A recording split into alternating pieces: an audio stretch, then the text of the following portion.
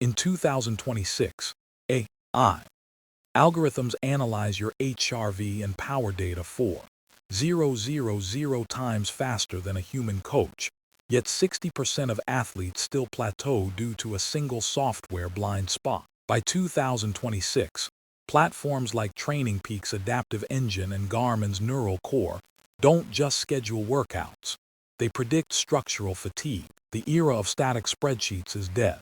The primary advantage of AI is immediate dynamic load management based on biometrics. If your morning HRV drops below baseline, the software automatically recalibrates today's threshold session into a Zone 1 recovery spin, preventing overtraining before it starts. However, software currently fails the context test due to the garbage in, garbage out principle. AI cannot distinguish between elevated heart rate caused by dehydration or stress versus actual fitness regression, often leading to incorrect training stress score calculations. When we analyze the financials, the gap is massive. A Tier 1 human coach now averages $250 monthly, whereas top-tier AI subscriptions like Wahoo System X cap at roughly $20, offering 90% of the physiological benefit for 8% of the cost. But raw data isn't coaching.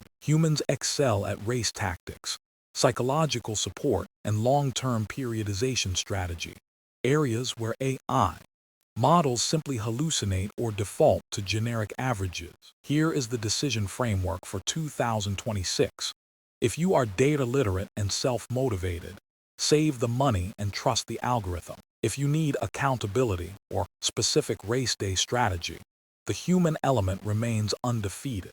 Optimize physiology with software. Optimize psychology with humans.